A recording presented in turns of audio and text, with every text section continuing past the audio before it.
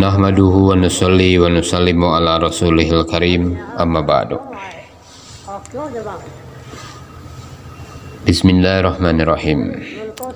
Surat dari Maulana Said Ahmad Khan untuk Bayi Abdul Wahab. Usaha yang sangat besar ini, dakwah dan tabligh, memiliki tertib yang sangat halus. Nafsu hanya dapat diperbaiki apabila tertib ini dipegang dengan sungguh-sungguh. 6 prinsip akan segera tertanam apabila tertib diperhatikan dengan sungguh-sungguh. 6 sifat akan segera tertanam apabila tertib diperhatikan dengan sungguh-sungguh. Sebaliknya, apabila tertib tidak diterapkan, bahkan penjelasan tentang 6 sifat pun tidak akan ada gunanya. Adapun prinsip-prinsip tersebut adalah sebagai berikut. Pertama, bersikap tawadu ketika berbicara, berjalan, makan, bermuamalah, dan bermuasyarah. Pendek kata, tawadu hendaknya benar-benar diterapkan dalam setiap perbuatan. Bersikap tawadu sangat penting, terutama ketika menyampaikan bayan. Kita jangan sampai menganggap diri kita besar dan meremehkan orang lain. Tetapi hendaknya kita menganggap kecil diri kita ketika menyampaikan bayan. Namun demikian, karena pembicaraan yang disampaikan dalam bayan berasal dari Allah Subhanahu wa Ta'ala dan Rasul-Nya Shallallahu Alaihi Wasallam, maka orang yang menyampaikan bayan hendaknya berbicara dengan semangat dan keagungan.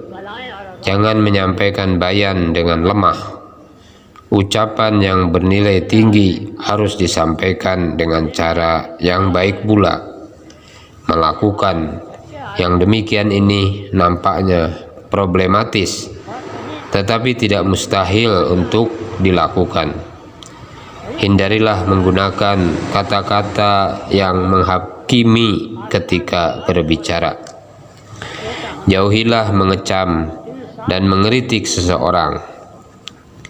Salah satu tanda-tanda tawadu adalah apabila seseorang mencela kita atau mengecam kita, maka kita menerimanya dengan sabar dan tahan uji.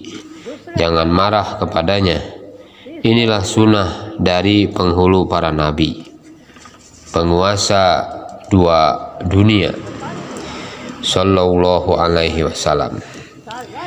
Inilah sumber kemajuan bagi orang yang terjun dalam dakwah.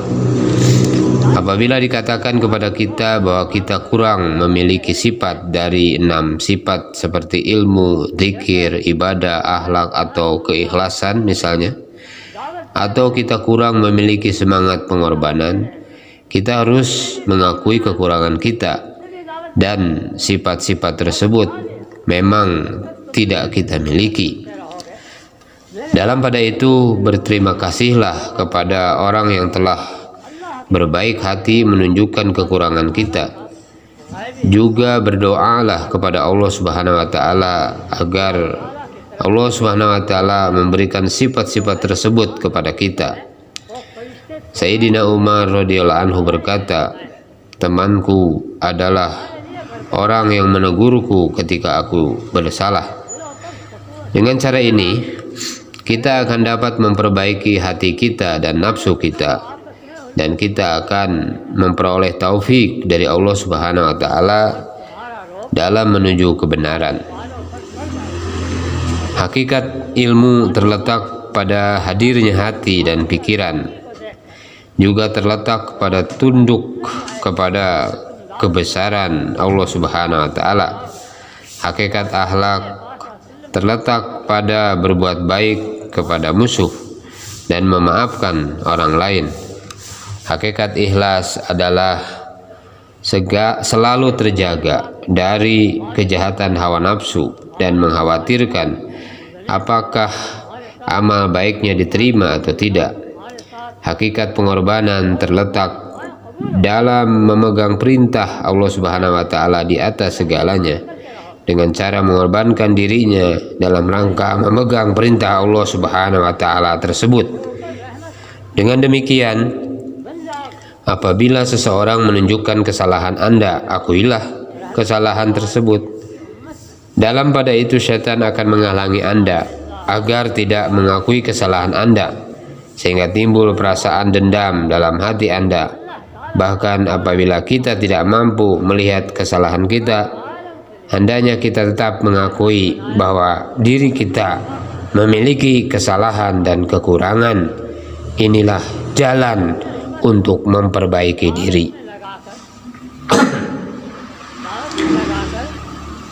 Yang kedua,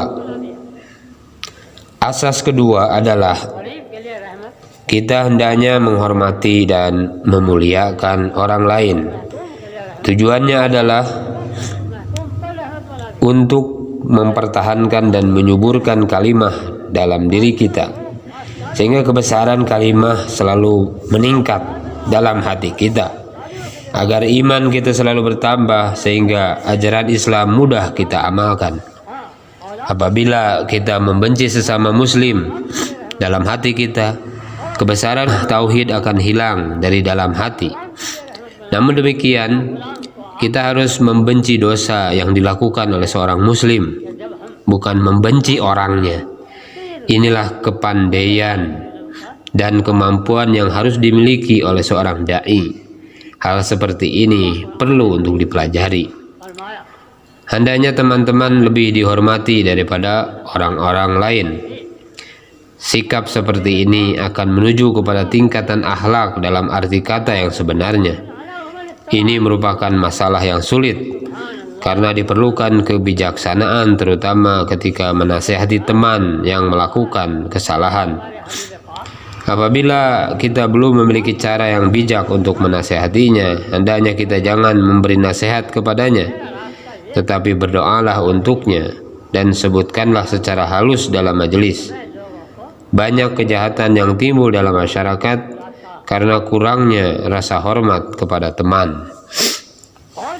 Seorang dai selalu menghadapi ujian, kesulitan dan sebagainya. Kadang-kadang ia diganggu oleh sanak keluarga dekatnya atau oleh orang lain. Di dalam ujian dan kesulitan itu terletak manfaat untuk memperbaiki dan memperkuat kerohaniannya. Sebuah hadis menyatakan semua keadaan bermanfaat bagi seorang mukmin. Apabila ia mendapat kenikmatan, ia akan bersyukur, dan apabila ia ditimpa musibah, ia akan bersabar. Dengan demikian kita tidak perlu gelisah, tetapi hendaknya tetap sibuk dalam dakwah. Akan tetapi kita harus berhati-hati terhadap murka Allah Subhanahu wa taala. Hendaknya kita meminta ampunan atas kesalahan kita dan merasa takut kalau kita terjauh dari rahmat Allah Subhanahu wa taala.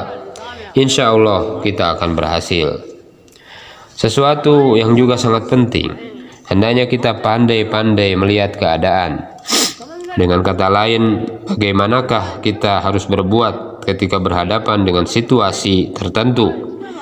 Ketika Allah Subhanahu wa taala mengangkat Rasulullah SAW menjadi nabi, beliau melaksanakan kewajiban berdakwah selama 3 tahun pertama dengan sembunyi-sembunyi.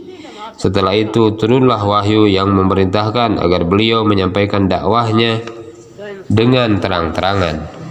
Kemudian beliau SAW mengumpulkan orang-orang Quraisy Makkah di Bukit Sofa. Beliau mengajak mereka kepada Islam. Pada saat itu juga beliau memerintahkan orang-orang yang hendak memeluk Islam untuk berdakwah dengan sembunyi-sembunyi dengan mengajak teman-teman dekatnya. Sehingga Abu Bakar radhiyallahu anhu menjalankan dakwah seorang diri ketika ia mengajak teman-teman dekatnya untuk memeluk Islam. Inilah dakwah perseorangan atau dakwah dalam kalangan terbatas. Orang-orang yang memeluk Islam dengan sembunyi-sembunyi mengadakan taklim dan musyawarah di rumah Arqam. Taklim mereka meliputi akhlak dan tauhid. Rasulullah SAW menanamkan akhlak kepada para sahabat seperti kejujuran, amanah, ketaatan, kasih sayang, saling menolong, dan sebagainya. Hal ini terbukti dari pidato yang disampaikan oleh Ja'far radhiyallahu anhu di hadapan Raja Negus ketika ia bertanya tentang apa yang diajarkan oleh Rasulullah SAW. Inilah bentuk dakwah perseorangan dalam kalangan terbatas dan taklim dengan sembunyi-sembunyi yang dilakukan oleh para sahabat radhiyallahu anhum, yang keduanya dilakukan di rumah Arqam. Dakwah perseorangan yang dilakukan dengan musyawarah ini dilakukan secara sembunyi-sembunyi di Mekah Mukarramah. Setelah berhijrah ke Madinah Munawwarah, dakwah dilakukan secara terbuka dan merupakan asbab untuk mencapai tujuan. Akan tetapi sebelum berhijrah, Mus'ab bin Umair radhiyallahu anhu ditugaskan ke Madinah untuk berdakwah di balik pintu tertutup. Di sana ia mengajarkan ilmu dan mengajar Al-Quran dan Sunnah kepada penduduk Madinah. Peristiwa ini mengajarkan tentang asas dakwah, yaitu bagaimanakah dakwah harus dijalankan, terutama bagaimanakah seseorang harus bersikap menurut tuntutan keadaan. Di samping itu, Nabi SAW tidak mengizinkan Abu Dzar Al-Ghifari radhiyallahu anhu untuk tinggal di Mekah Mukarramah, tetapi mengutusnya agar berdakwah kepada kaumnya. Demikian pula Amr bin Abbasah radhiyallahu anhu pulang ke Madinah 6 tahun kemudian sejak kunjungannya yang pertama, dan kembali ke Madinah lagi 7 tahun kemudian sejak kunjungannya yang kedua. Selama masa yang panjang tersebut, ia hanya berdakwah di kalangan kaumnya dan hanya mendakwahkan tauhid. Dari peristiwa ini kita juga dapat menyimpulkan tentang beberapa asas yang penting. Pendek kata, diperlukan kepandaian menyesuaikan kerja dakwah dengan situasi dan kondisi. Demikian pula dalam berdakwah juga diperlukan kepandaian untuk memahami berbagai karakter manusia. Ketika diseru kepada Islam oleh Rasulullah SAW, Ali radhiyallahu anhu yang pada waktu itu baru berumur 9 atau 10 tahun, ia menjawab bahwa ia akan bermusyawarah dengan orang tuanya. Rasulullah SAW memerintahkan Ali radhiyallahu anhu untuk merahasiakannya, jangan memberitahu hal itu kepada ayahnya. Demikian pula Ali radhiyallahu anhu supaya menyatakan ia mau menerima Islam atau tidak. Dari sini kita juga dapat menyimpulkan tentang asas penting dalam dakwah, dan kita juga dapat belajar untuk memahami perasaan orang lain. Sejak permulaan, orang pertama yang menerima Islam adalah Abu Bakar radhiyallahu anhu. Ia adalah seorang sahabat dekat Rasulullah SAW. Zaid bin Harisah radhiyallahu anhu, anak angkat beliau SAW. Khadijah radhiyallahu anha, istri tercinta beliau, dan kemudian Ali radhiyallahu anhu yang pada saat itu berada dalam penjagaan beliau. Dari sini kita dapat mempelajari tentang bagaimanakah kerja dakwah harus ditujukan pada masa-masa awal. Mula-mula ditujukan kepada teman-teman dekat dan orang-orang yang mau menerima Islam. Pendek kata, seluruh cara hidup Nabi SAW dan para sahabat harus kita jadikan pedoman. Apabila kita tidak menjadikan cara hidup mereka sebagai pedoman, maka akan terjadi kesalahan yang sulit diatasi, dan persoalan yang sulit diatasi juga akan muncul. Adapun kesulitan yang dihadapi oleh Rasulullah SAW dan para sahabat radhiyallahu anhum, beliau merupakan hikmah dari Allah Subhanahu wa Ta'ala.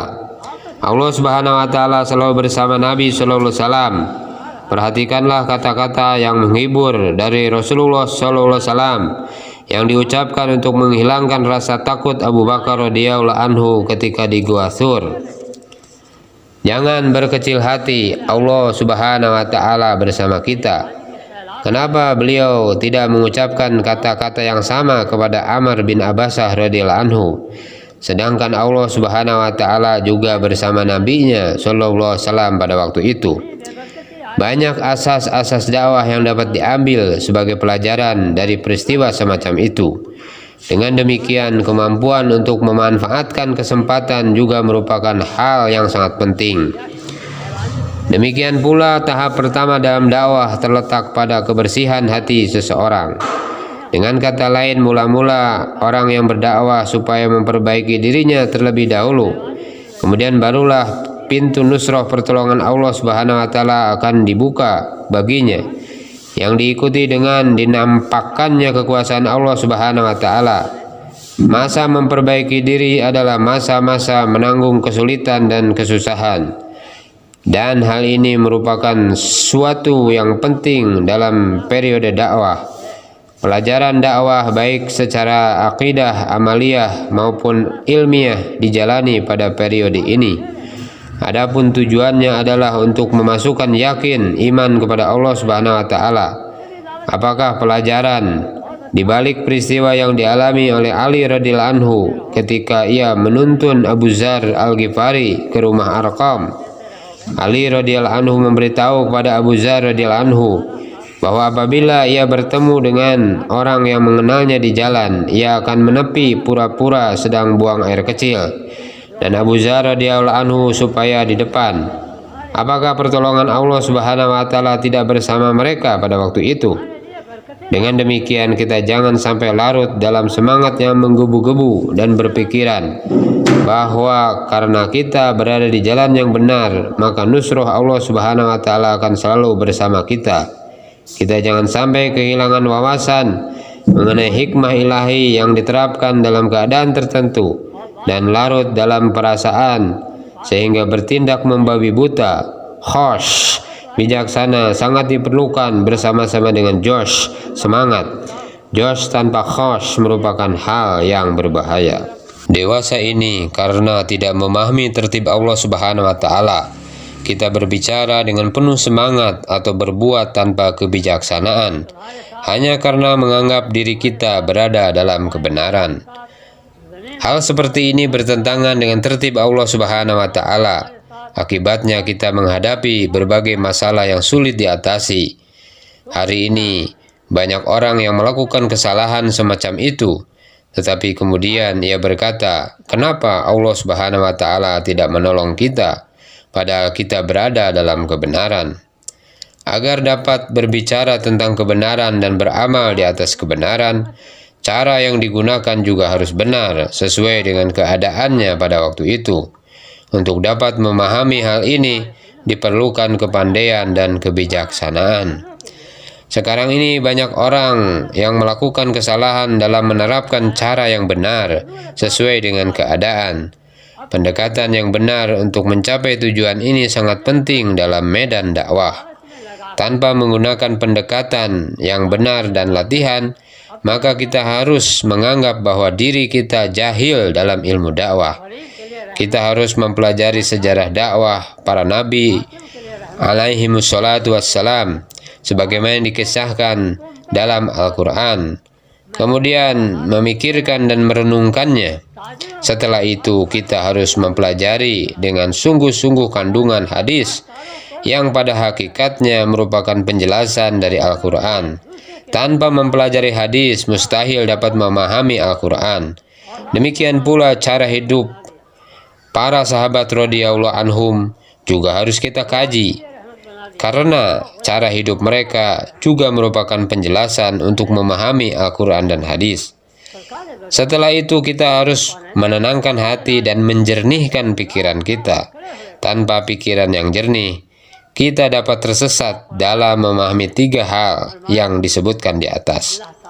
Adapun akal yang sehat hanya dapat dimiliki apabila kita memiliki sifat-sifat iman seperti mengendalikan diri, yakin kepada Allah, juhud, qanaah, sabar, syukur, jujur, amanah, adil, takwa, taubat, dan mencintai Allah Subhanahu wa taala dan Rasul-Nya dengan sebenar-benar cinta.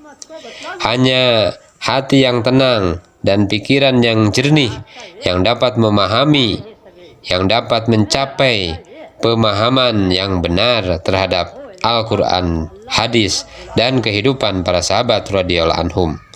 Kalau tidak, seseorang dapat terjatuh dari jahil basit, kejahilan yang ringan, kepada jahil murakkab, kejahilan yang berat. Akibatnya ia akan tersesat dan menyesatkan orang lain. Sebagian dari tipuan disebabkan oleh kesalahan di dalam memahami sesuatu hal, dan sebagian lainnya disebabkan tidak diperhatikannya tuntutan keadaan. Wassalam.